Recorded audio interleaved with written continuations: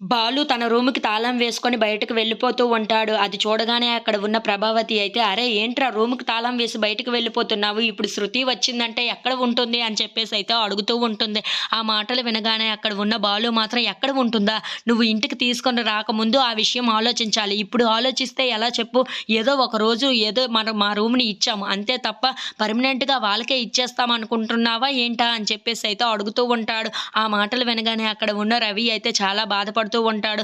మీరు ఈళ్ళేమో ఇంటిలోన, మేమేమో మిద్ది పైన పడుకోవాలా? అలా ఎప్పటికీ జరగదు. నా భార్య ఏమో కింద బాత్రూమ్‌లో స్నానం చేయాలి. ఆ శృతి ఏమో ఈ రూమ్‌లో స్నానం చేయాలా? అలా ఎప్పటికీ జరగదు. నా రూమ్ నాదే అని చెప్పేసైతే అంటూ ఉంటాడు. ఆ మాటలు వినగానే అక్కడ ఉన్న రవి మాత్రం చాలా బాధపడుతూ అలా అక్కడ ఉన్న వాళ్ళ అన్నయ్యని చూస్తూ ఉండిపోతాడు. ఇంతలో అక్కడ ఉన్న బాలు మాత్రం, నాకు నచ్చిన విధంగా నేను చేసుకుంటాను. అది నా రూమ్ అని చెప్పేసైతే అక్కడి నుండి వెళ్ళిపోతూ ఉంటాడు.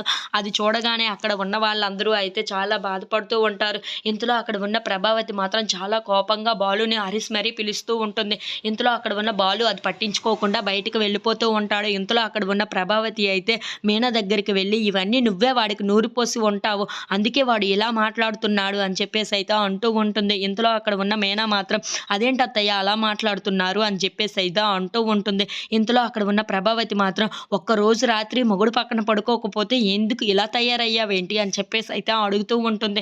ఆ మాటలు వినగానే అక్కడ ఉన్న మీనా అయితే ఒక్కసారిగా షాక్ అయిపోయి చాలా బాధపడుతూ ఉంటుంది. "ఏంటత్తయ్య మీరేం మాట్లాడుతున్నారు?" అని చెప్పేసైతే అడుగుతూ ఉంటుంది. "అవును మరి, నువ్వు ఇలాగనే వాడికి నూరు పోస్తూ ఉంటావు. అందుకే వాడు ఇలా తయారయ్యి ఇలా మాట్లాడుతున్నాడు చూడు" అని చెప్పేసైతే మీనాని చాలా బాధ పెడుతూ ఉంటుంది. If you like this video please like, share and subscribe friends.